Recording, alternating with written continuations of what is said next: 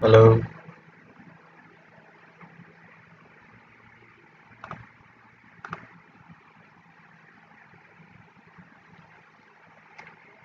Okay, guys, welcome. I'm sorry about the delay.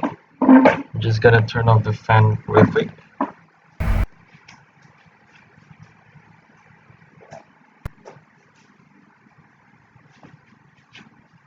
So, today we're gonna talk about uh, PTSD and uh, how best to overcome intrusive thoughts and self-doubt post-narcissistic abuse.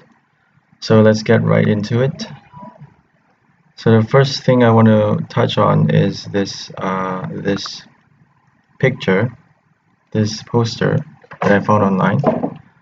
It's on gaslighting, and as we can see here, it says over time, gaslighting creates the effect of confusion, brain fog, self doubt, disorientation, paranoia, fear, terror, feeling like you're losing your mind, difficulty making judgments or decisions, second guessing your memory, feeling like you're not good enough, and it can even cause nervous breakdowns. So the main important points here would be for this discussion, for this live stream, the main important points here would be self-doubt, difficulty making decisions, and second guessing your memories. So these are the effects of gaslighting that the narcissist the effects of emotional abuse, heavy emotional and psychological abuse that the narcissist create for us, and because of this abuse, we lose trust in ourselves, and when we lose trust in ourselves, it disorientates our mind, and it creates a lot of intrusive thoughts, and we become injected with this pseudo self. It's almost like we lose ourself. Our self becomes heavily distorted, and our minds are messed up basically. So we lose our mind, our perception of reality is distorted. So that can be a really and it can cause us to uh, it can cause our mind to shift into a very different form of thinking, a form of perception than we have originally before the narcissistic abuse. And because of the abuse, our mind becomes bended and misshapen, and we don't even realize that this is occurring because of the abuse. We think usually we would, as victims, usually we would associate the our own self-doubt, we would associate the self-doubt as our own making. So it would be like almost like self-blame, that we are the ones that is to blame for our second guessing ourselves, our difficulty making decisions, and all those things. So in this article on intrusive thoughts, it helps us deal with how it helps us deal with having intrusive thoughts and not identifying with them, and help us define our true self, and where the boundaries lie between what's ourself and what's external to ourself. So in this article, you can see they say, according to Wikipedia, many people experience the type of bad or unwanted thoughts that people with more troubling intrusive thoughts have. But most people can dismiss these thoughts. For most people, intrusive thoughts are a fleeting annoyance. Psychologist Stanley Reckman presented a questionnaire to healthy college students and found that virtually all said they have these thoughts from time to time, including thoughts of sexual violence, sexual punishment, unnatural sexual acts, painful sexual practices, blasphemous or obscene images, thoughts of harming elderly people or someone close to them, violence against animals or abusive outbursts or utterances, violence against animals or towards children, and impulsive or abusive outbursts or utterances. Such bad thoughts are universal among humans and have almost certainly always been a part of the human condition. So, so the current scientific consensus is that most, if not all, people experience intrusive thoughts intermittently. Back in university, I didn't know this, so I just thought I was mentally ill or something. One of the most common intrusive thoughts I would experience while driving was the realization of how potentially close I was to death, accompanied by an image of myself slightly pulling the steering wheel and causing a fatal car accident. Uh, and it wasn't until a while later that I found out about the concept of intrusive thoughts and learned that it's perfectly normal for humans to experience these thoughts. Although learning this brought a substantial amount of relief, I still had a hard time letting go of these thoughts. Sometimes I still do. Some thoughts are just so troubling that it feels like this has to say something shitty about me. This has to mean that there is something wrong with me. So this is very common with with abuse survivors, where after the abuse, we would have flashes of either uh,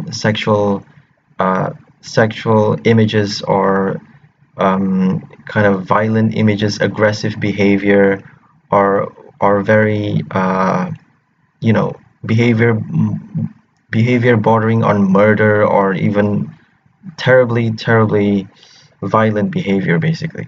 So all these thoughts come up, and it's very overwhelming, it's very overpowering, and we identify with it so quickly, we become enmeshed with it so quickly that it becomes our identity. And that's why I call it the pseudo identity previously, because it's almost like a separate identity of us. It's almost like our second half, where uh, we are kind of adopting these belief, where we truly believe that these thoughts make an essential part of us. So back to the article.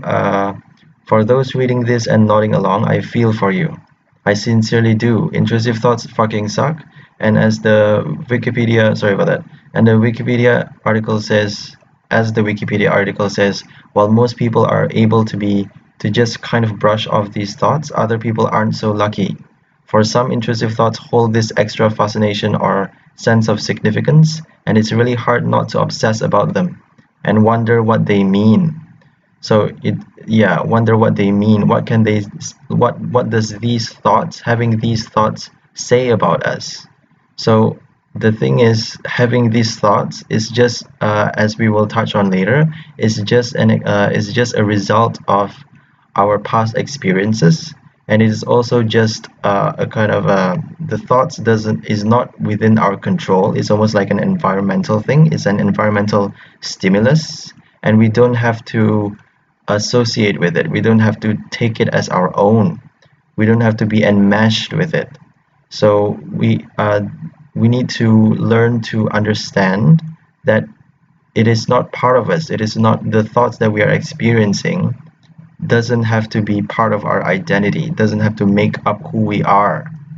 So continuing, for some, intrusive thoughts hold this extra fascination or sense of significance, and it's really hard not to obsess about them and wonder what they mean.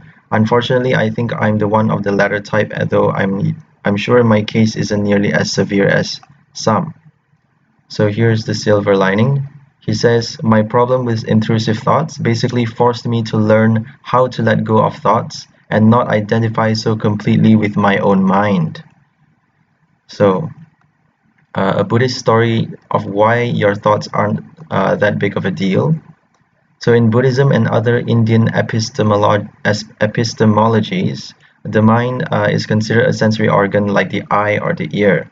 In this concept, thoughts and other mental objects are considered akin to tastes and sounds.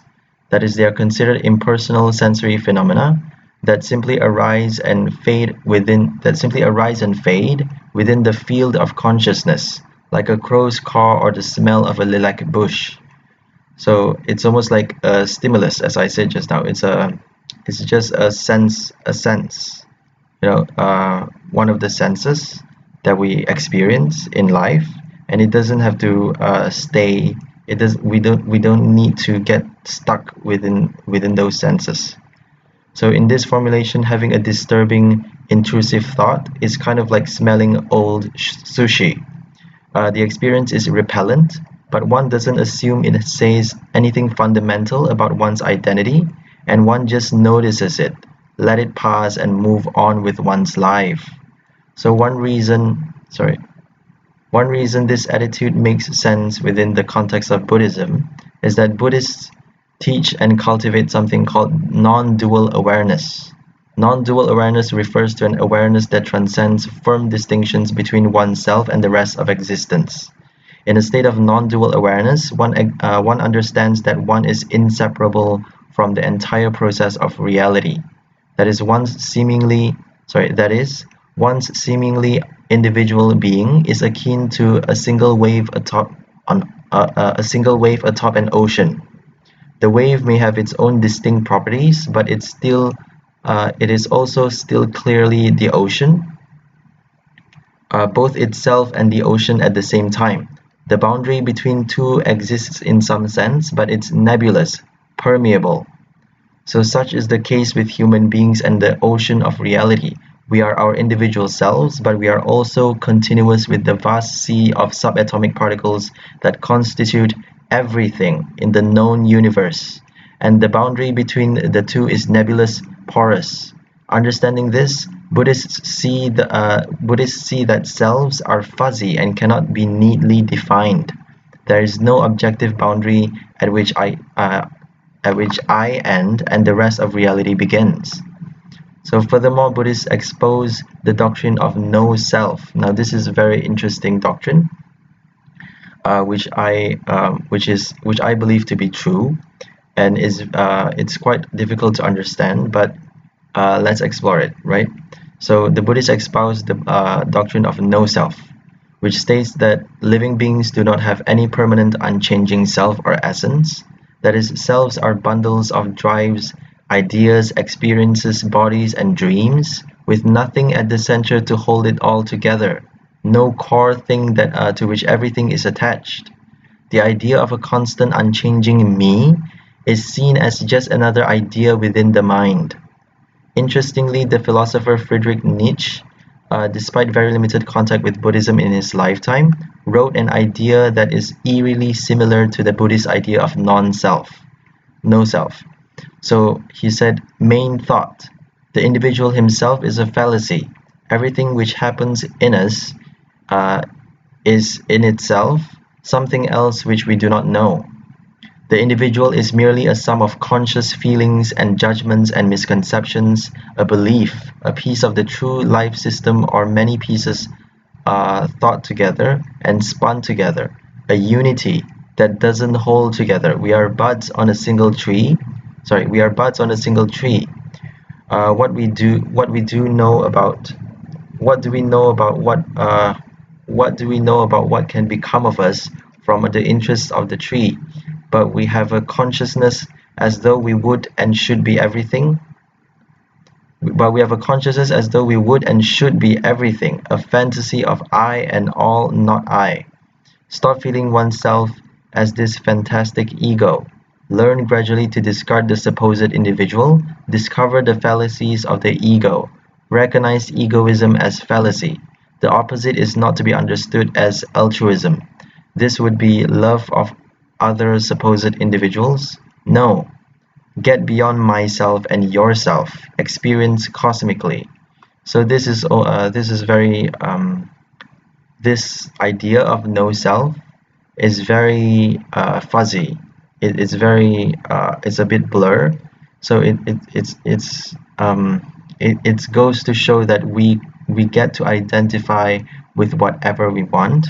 We get to identify with either our body. You can call your body as me, or you can call your ideas as me, right? Your creative ideas, your beliefs, whatever you identify with, becomes who you are.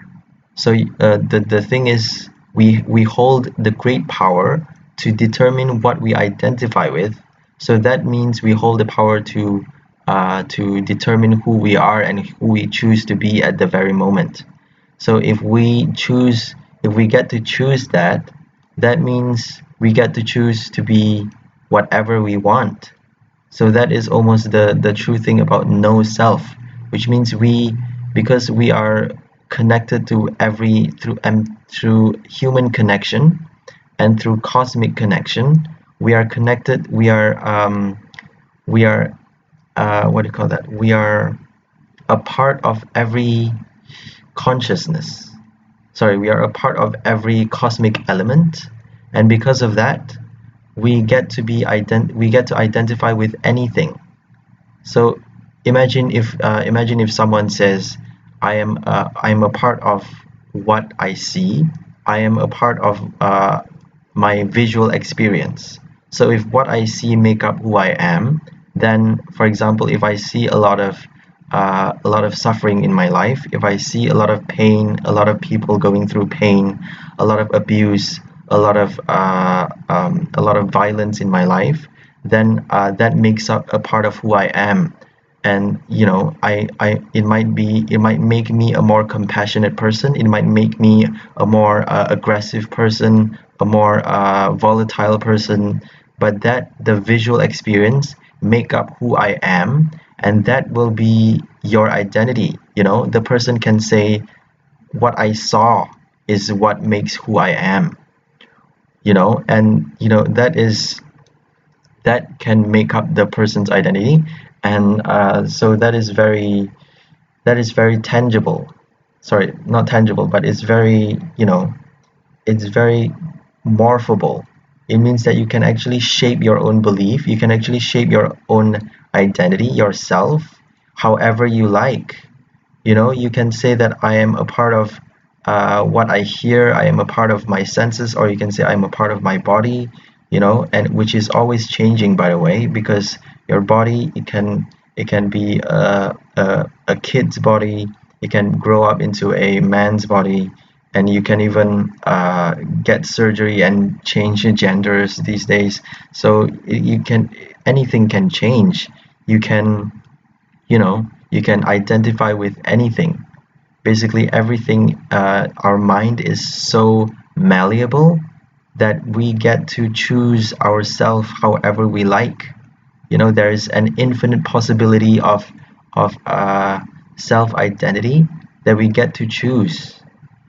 So because of that, there's this no self this no self, not fallacy, this no self concept, where because we are so vast, because the possibility of ourself is so vast, that we we don't really have a self.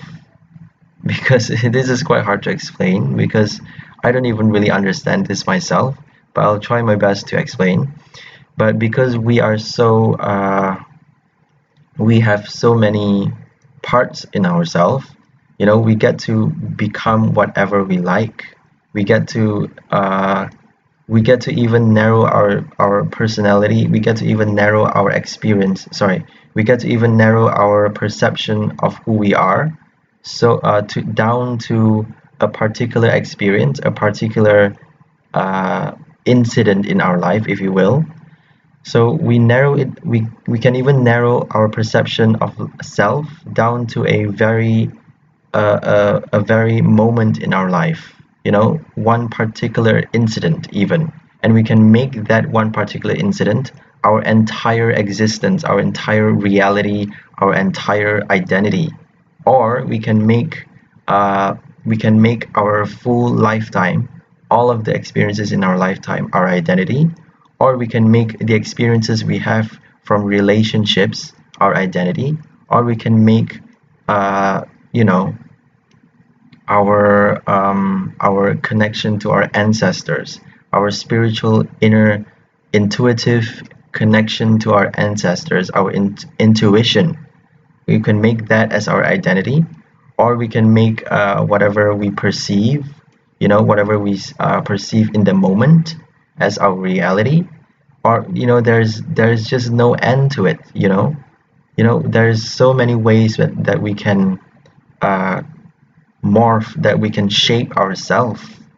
So the fact that there's so many ways shows that there is no self, meaning that it is all really an ego, because we get to jump from one identity to another. We get to switch very easily, and because of that, there really is no self. So this is quite a hard concept to grasp, but let's continue and see what they have to say. So in this article, it says the process of liberation within Buddhism is largely a process of gradually embodying the truths of non-duality and no self, while learning to let go of our individual preferences, desires, expectations, and attachments.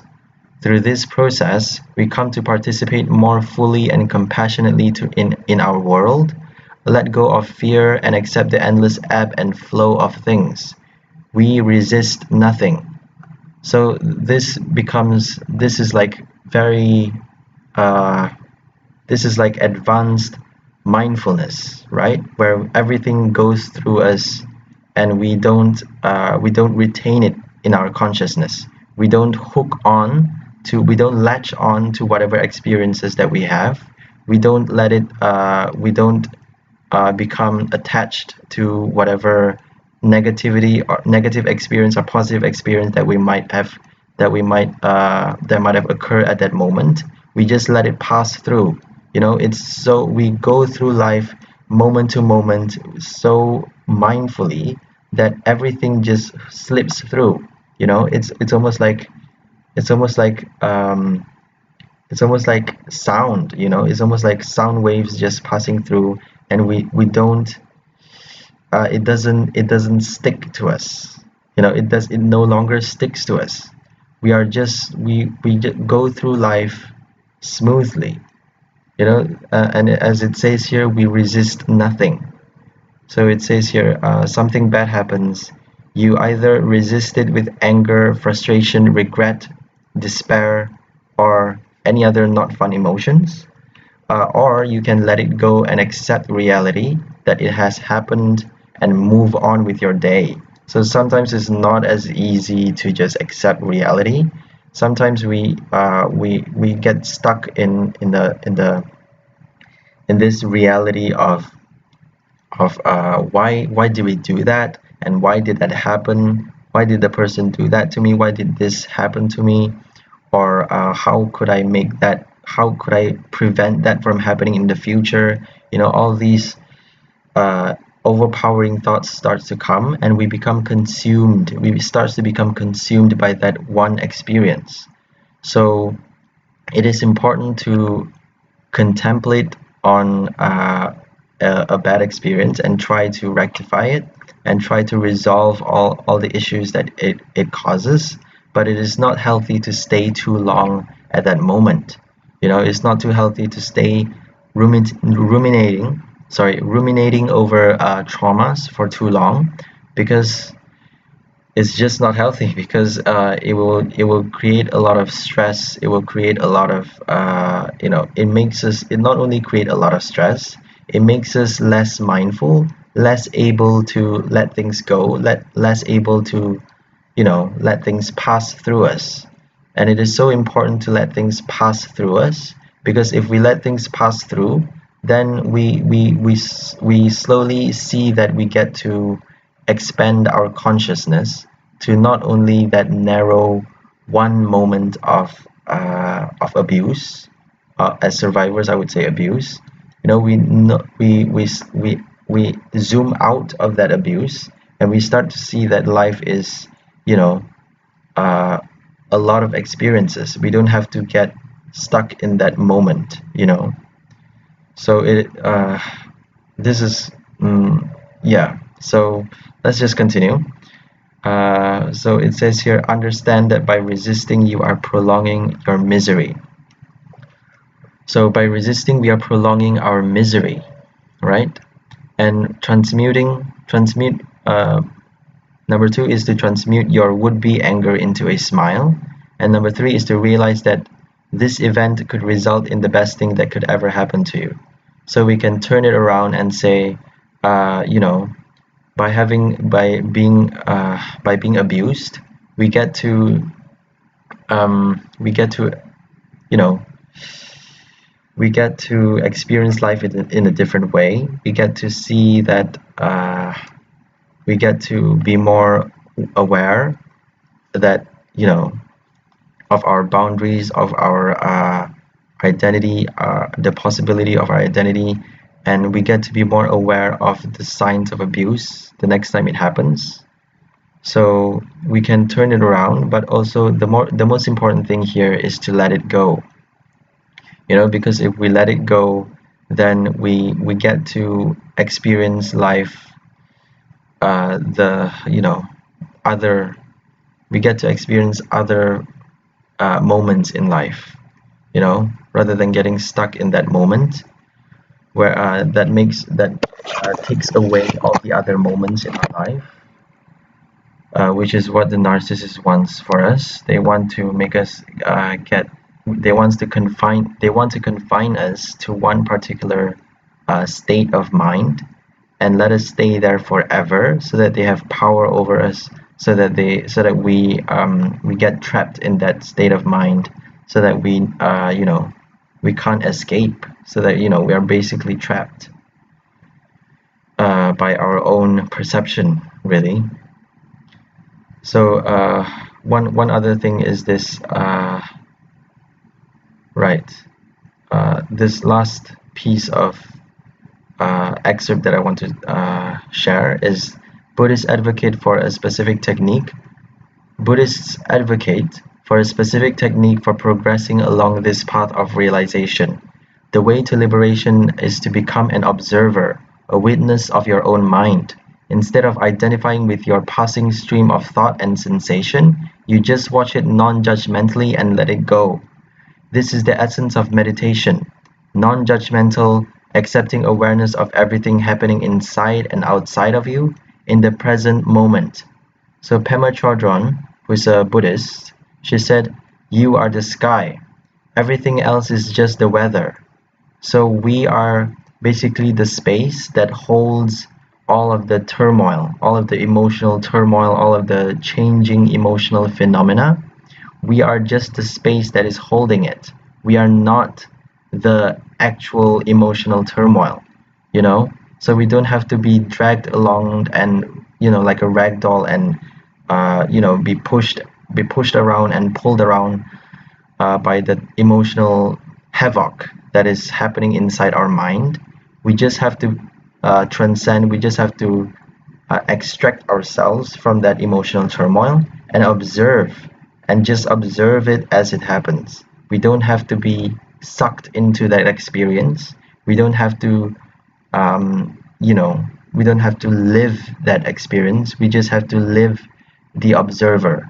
We have to live the observer, right? We don't live the experience, we live the observer. So that is very hard to do, because when an abuse happens, the first thing that we do is we perceive. The first thing that we do is we perceive the abuse. We perceive whatever is happening to us, and the second thing is we identify. We identify with something. So either we identify with the observer or the abuse, or we can identify with we can even identify with something else, a distant memory, or a separate a distraction, basically, to distract us from the abuse, or a denial, a thought that denies that the abuse is happening. We can identify with anything. So as a salvation, we either identify with the abuser, in the Stockholm syndrome, we seek salvation by identifying with the abuser and justifying what they have to do, they have done, having compassion for them when we shouldn't be, while they are abusing us. So we have by identifying with the abuser, we are actively seeking salvation, basically. So we can either seek salvation by identifying with the abuser and justifying for what he's doing to us, or we can identify with our own we can identify with our denying thoughts. We deny that we are actually being abused. We deny that this is actually happening. Cognitive dissonance. We deny that abuse is happening by accepting the facade, by accepting the illusion, the mask that the narcissist is putting out. We for salvation, for our own sanity, right, to preserve ourselves. So we can also seek salvation by looking for other distracting thoughts, by distracting ourselves, and what do you call that? Blocking off the memory, blocking off the experience by distracting ourselves with other stimulus, other senses while the abuse is happening. Or we can identify with the observer. We can identify with someone who is observing the person that is experiencing the abuse, right? That we call ourselves, which is actually a person, right?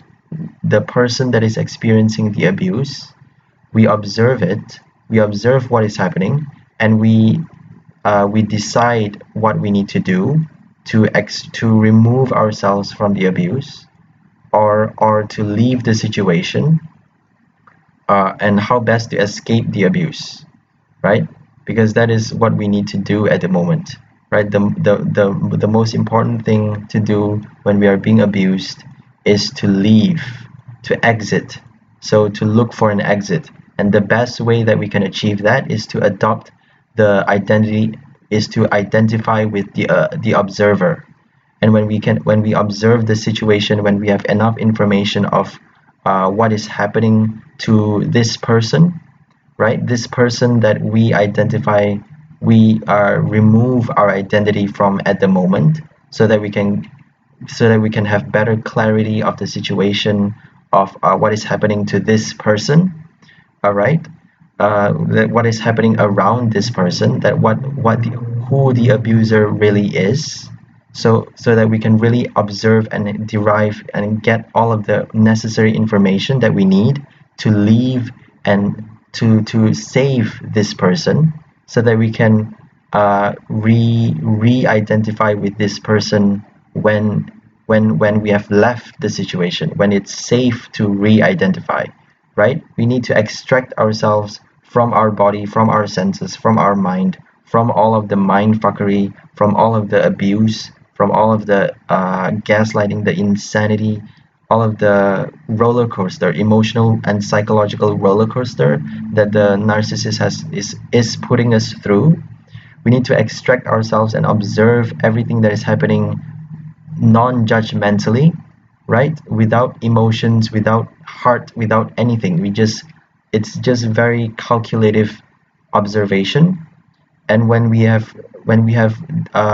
objectively observing everything, we can naturally, we can very adeptly and naturally and very skillfully, we can find a solution, we can find a way out. And once we find a way out, once we are out, then we can resume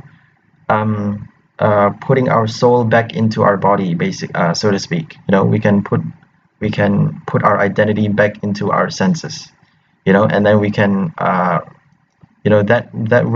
can really prevent us from incurring a lot of psychological damage while the abuse is happening.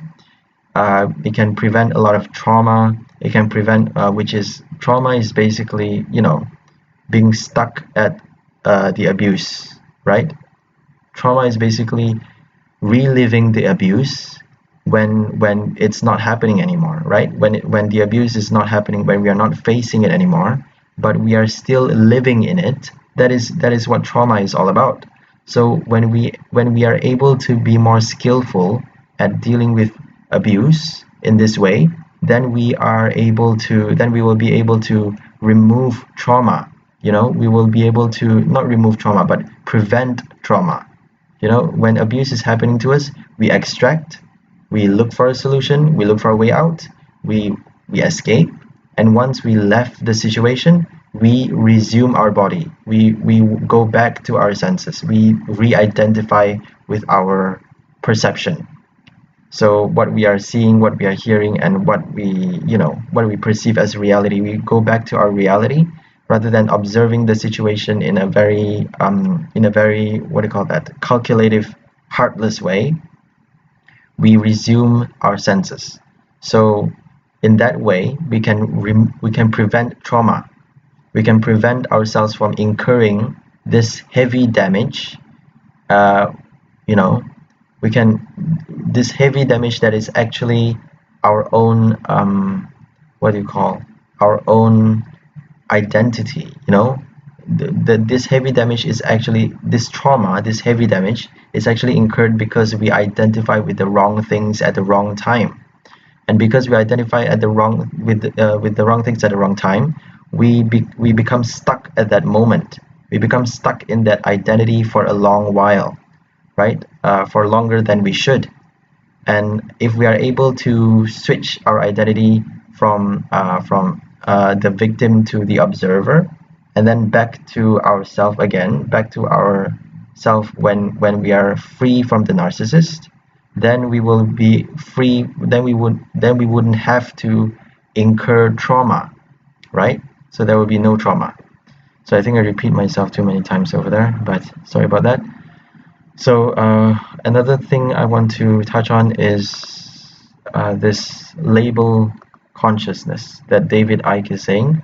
So here David Icke is he's basically talking about what I'm saying, what I've said, which is the identity. What you identify with becomes your reality, and you get to choose your identity. You get to choose whoever you want to be, yourself. And that is, yeah, so you get to choose your identity basically, and it can be as whatever you like. The possibility is infinite. So let's just go and have a look at this video. So I'll start it now. You are not who you think you are. You know, the greatest of all suppressions is the suppression of knowledge of who we really are. Where I'm coming from is that what we are is a point of attention within infinite awareness. And that point of attention can be just a drop. And that point of attention will say, I'm Ethel, I work at the checkout. That's all I am. I've got no power. I just check out stuff and go home. I've got no power, me. Everyone else has got the power. Point of attention and infinite awareness.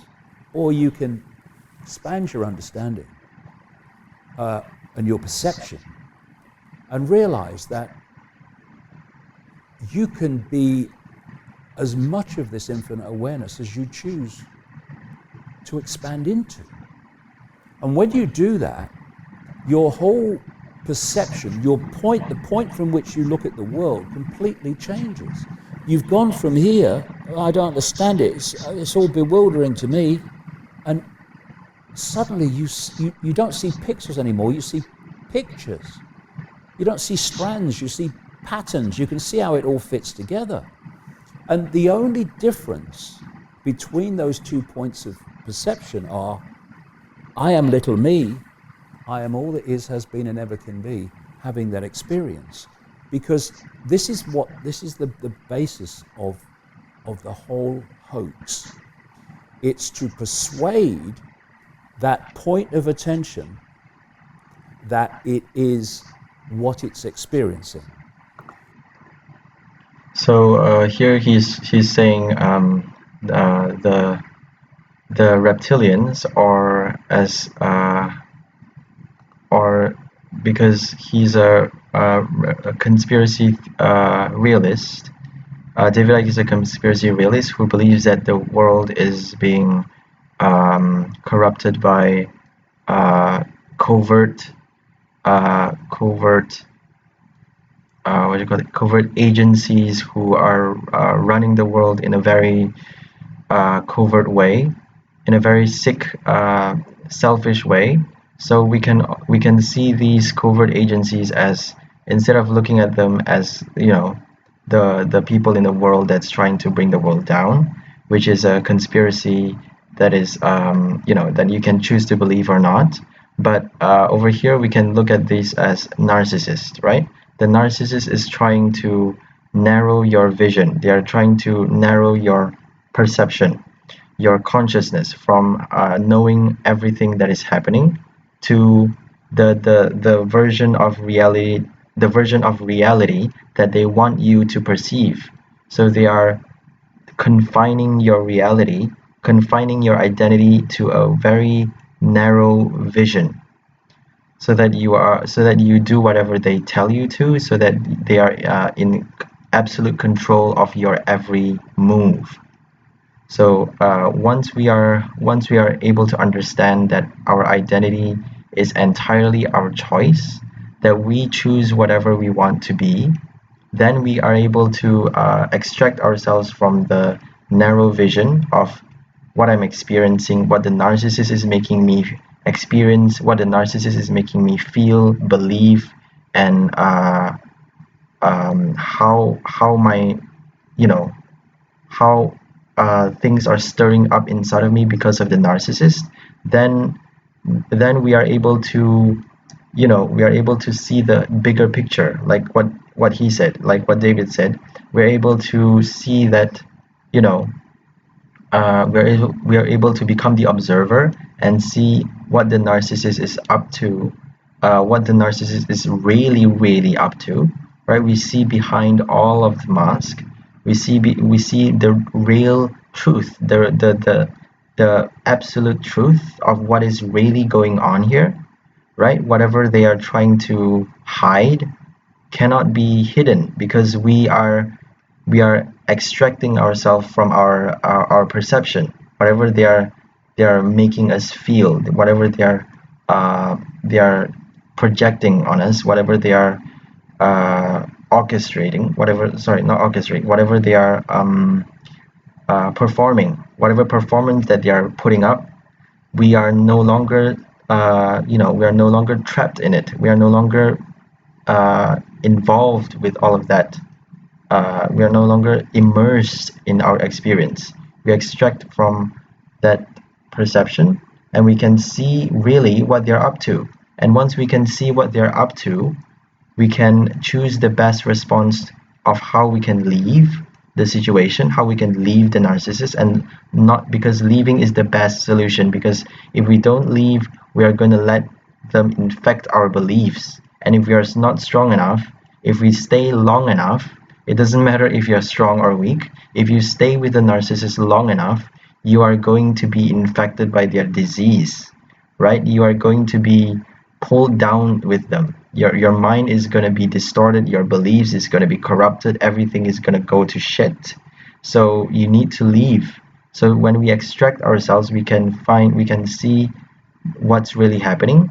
And when we can see what's really really happening, we can find the best solution to leave. And when we leave, then we go back to our own bodies, right? As I've said just now. So let's continue. It's to persuade. Let me just check if the thing is recording. 43. Yep. Okay, let's go back to this one. Persuade it that the I is its name, what it's experiencing. It's to persuade it that the I is its name, its race, its religion, its life story, its income bracket, its culture. No, that is not who we are. That is what we are experiencing. But the whole hoax, and the postage stamp consensus, of course, is fundamental in this, is to pull that point of attention into 5 sense reality. So it perceives only basically 5 sense reality. At which point, everything seems limited, everything seems I can't, it's not possible. And people self-identify, this is what I call phantom self-identify with what they're experiencing. Now, once you get there, you're in the land of it's not possible, but you're also in the land of infinite possibility to divide and rule the target population and play the target population off against each other. So that we're fighting each other over race and religion and income and all that stuff, while the same strings are being held by the same hands of everybody. Once you, and all it is, Brian, is a self-identification from I am my experiences, I am my name and all those labels, I call it label consciousness, into I am infinite awareness having those experiences. And everything changes. What you see changes, what you perceive changes, the way that you live your life changes, what you can manifest changes for reasons I can get into. It's a simple interaction of energy based on frequency. But look what's happening. These labels now are being subdivided into the minutiae of self-identity, to the point where we now have lists of letters like a game of Scrabble to describe self-identity. I am an LBGGG. This is not about whether you are sexually attracted to the same sex. It's not whether you feel, I don't feel right in this body. That's a separate thing. And of course there has to be no discrimination about that. But what's happening, especially with children and the young, preparing them for where this world is being taken, is they're being encouraged to question sexuality and gender when they weren't questioning it before. And what's happening is the minutiae of detail of self-identity is getting smaller and smaller and smaller. And if you look at the hierarchy of political correctness, basically the smaller the minority, the smaller the minority, you go to the top of the hierarchy of political correctness, the minutiae of self-identity. And what this is doing is pulling self-identity, I am infinite awareness, all that's been, has been, and ever can be, I'm a point of attention within infinite possibility. It's pulling it further and further from that perception into subdivision and subdivision and subdivision of the minutiae of self-identity. It's being done purposely and at the moment very effectively. So it increases fear and anxiety, and it's all part of that master plan. Every time you create a new self-identity, you have another self-identity to play against other self-identities. Summed up a few weeks ago, I don't know if you saw this in the paper, when a transgender person and a feminist person had a punch-up in the street. I mean, this is classic. And just more and more fault lines to divide and rule us. But once you re-self-identify, yes, I am a point of attention with infinite awareness, but so are you of the same infinite awareness. You who call yourself a different race, you who call yourself a different sex, you who call yourself a different gender, you too are points of awareness in the same infinite awareness. Therefore, we're all each other. And each point of attention is a unique point of attention. So once you come into this this wider, expanded self-identity, it's not like, oh, we're all infinite awareness, so we're all the same. No, that's what happens when you go into the minutiae of self-identity. That's why everything becomes, basically the same, this postage stamp consensus. Once you come into the state of expanded awareness, you celebrate, absolutely celebrate diversity, true diversity. You celebrate your uniqueness, because you may be a point of attention within the same infinite awareness, but you're a unique point of attention.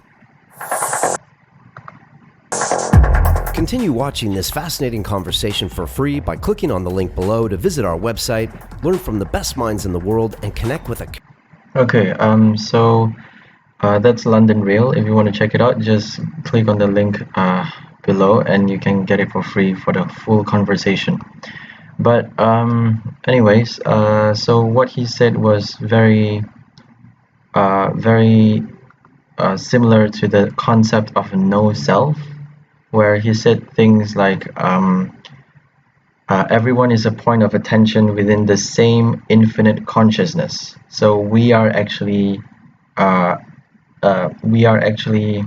you know, we are actually connected we are actually connected so deeply that we are a part of each other, you know, and we can choose to be whoever we want at that moment. So that's basically the fuzziness of the self, right? The self has basically no rigidness. You know, you can kind of just go around and be whatever you like at one moment. I know that sounds a bit silly, but it's very it holds a lot of truth in it. You know, you get to identify with whatever you want at the moment, and because of that, there really is no self, right? You can say my interaction with my family the other day makes up a part of who I am, or you can say that my response to that interaction makes up a huge part of who I am, or you can say that the choice that I made to not interact with the family is it makes up who I am. You can literally say anything. You can identify with your belief, your idea. You can identify with yeah, you can identify with anything, a thought, basically anything, you know. And the thing is, a lot of people share the same belief and idea, and does that mean that a lot of people are the same, you know? So that really is the concept of no self, where everyone gets to choose who they want to be, basically. So it's quite difficult to understand and explain completely, but I think I did decently to try to show you, you know, how you can transcend your experiences of the traumatic abuse, how you can let yourself get stuck in that moment of abuse and stop reliving the past, you know. So this is all about healing from PTSD and all of the stress from trauma, right? So I hope that helps. So now let's go to the question from Cora, which is over here. Sorry about that. So the question is about patience. Sorry, I'm just gonna look for it again. I think it's over here.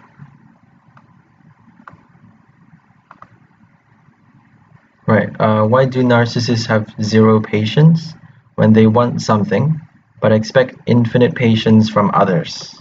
Right. This is asked. By Todd Schuyler, who is a moderator in Surviving and Thriving. So Surviving and Thriving is a space on Quora for abuse survivors in narcissism, narcissistic abuse survivors. So you can check it out for support, or you can ask questions there, and there are a lot of posts there that you can read, and it can be very helpful for your recovery as well. So I encourage you to follow the Surviving and Thriving on Quora.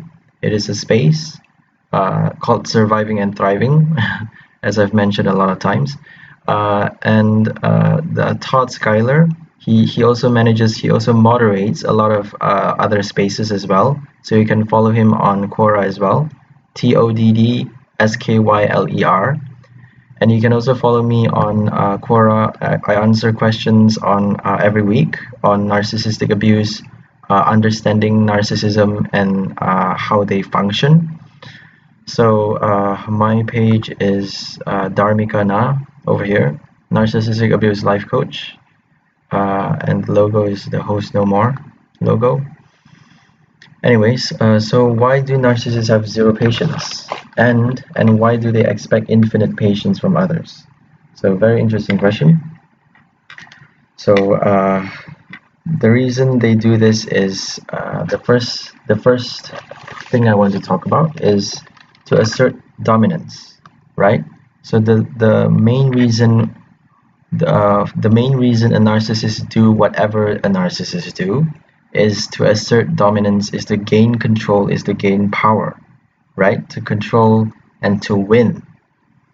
So they assert dominance by showing no patience, by being impatient to others and expecting them to give them their patience, right? It is a strategy to gain the upper hand, to show the person, to show their target that they are more important than you, to show you that they are more important than you, and to implant the belief that they are superior into your conscious and subconscious. Sorry, into your subconscious. So they implant the belief that they are superior into your subconscious. So when they manage to do that, it will be very easy to manipulate you. It will be very easy to coerce you to do whatever they like. So it is a form of oppression, basically. They are basically trying to brainwash you, to mind control you through oppression, by oppressing you, by pressuring you to give them whatever they need, to give them a quick answer, to respond to them quickly, and at the same time allowing yourself to tolerate whatever delay or whatever abusive behavior, whatever despicable behavior or unacceptable behavior that they are showing you, to have infinite patience for them, to tolerate them for for despicable things, while having, while forcing you to be, to worship them. So that is a way that they make you, that they rewire your subconscious. They basically dismantle your mind and reprogram you to serve them as your god. So the second thing is entitlement. The reason they have no patience for others is because they feel entitled and they have no empathy for others. They believe that people exist solely to serve them, that everyone exists solely to serve them, and they see everyone as a pawn. So that is why they have no patience. So these 2 points that I made, the asserting dominance and the having no empathy for others, these 2 points, it is based on the mindset, the barbaric mindset of the narcissist. So the barbaric mindset is very, very much similar to the Asura, which I will talk about later. But the mindset is basically they look at life as a game, as a competition, right? They look at life very robotically, very mechanically, like a competition, like a quiz, or a kind of a test, a very cutthroat game where they have to win, where they are where only the strong will thrive, where only the fittest will survive, right? And being patient and considerate for others is perceived as a weakness, and having that weakness makes makes you unable to survive. Takes away your ability to thrive, to survive, to be uh, to be the winner. It makes you the prey, right? So they believe that everyone is either a predator or prey, that they are either strong or weak, they are either the hunter or the one who's being killed, right? So They will always look for being the hunter, right? So that is their mentality. The way they think is that life is like a jungle, basically. You're either being hunted or you're the hunter. So that is why they are in constant paranoia, in constant fear, in constant need to dominate others. They are crazy in that way. So let's look at the asuras that I've talked about. It's over here. Yeah, the asura. So in Buddhist cosmology, there is this realm of asuras under the realm of gods, not under the realm of gods, but next to the realm of gods. Sorry, not next to, but quite similar to the realm of gods. They are called the jealous gods. So the asura jealous god realm is marked by paranoia. Asuras are hyper-competitive and paranoid. They are driven by a desire to beat their competition, and everyone is competition. They have power and resources, and sometimes accomplish good things with them, but always their first priority is getting to the top. I think of powerful politicians or corporate leaders when I think of asuras. So Chi Yi, a patriarch of the Tian Tai school, described the asura this way: always desiring to be superior to others, having no patience for inferiors, and belittling strangers like a hawk flying above and looking down on others, and yet outwardly displaying justice, worship, wisdom, and faith, the facade, right? This is raising up the lowest order of good and walking the way of the asuras. So this is very narcissistic in my opinion, because they are immersed, they are consumed by their desire to be superior, right? To be the very best of them all, to be the god, right? To be the god of all gods. So asuras, who are also called anti-gods, are perpetually at war with the devas of the god realm. Asuras think they belong in the god realm and fight to get in, although here it seems that asuras have formed a line of defense and are fighting the attacking devas with bows and arrows. Some depictions of the Wheel of Life combine the asura and god realms into one. Sometimes there is a beautiful tree growing between two realms with its roots and trunk in the asura realm, but the branches and fruits are in the god realm. So basically, the asuras and the gods are in constant war with each other, and the asuras are always looking to dominate the gods, right? In the gods realm.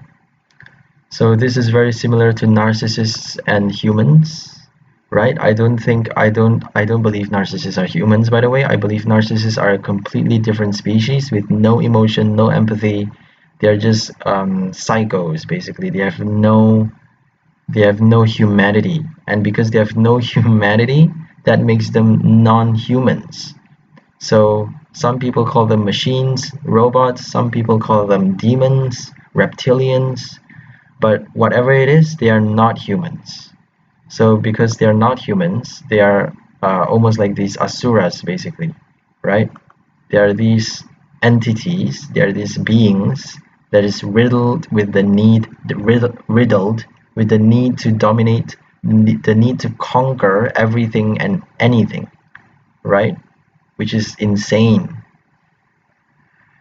To have this constant need to dominate and conquer, it is exhausting. It is insane. It is miserable. It makes them miserable, right?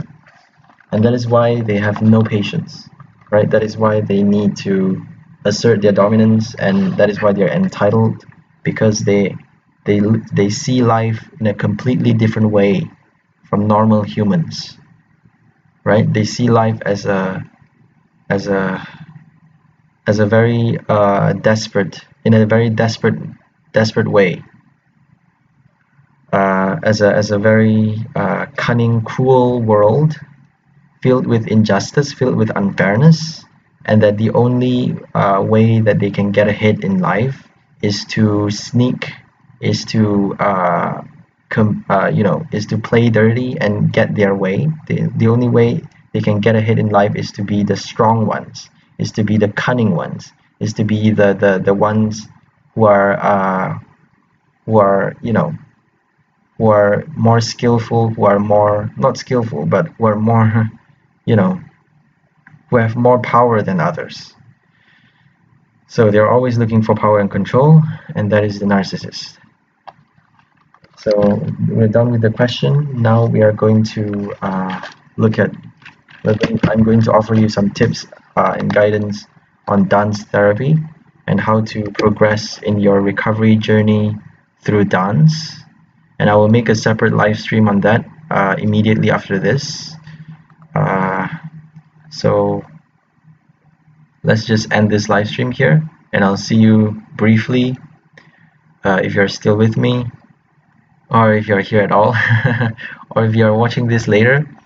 I hope you enjoy this video and stay mindful, peaceful, and powerful. And I'll see you briefly. See ya. Bye.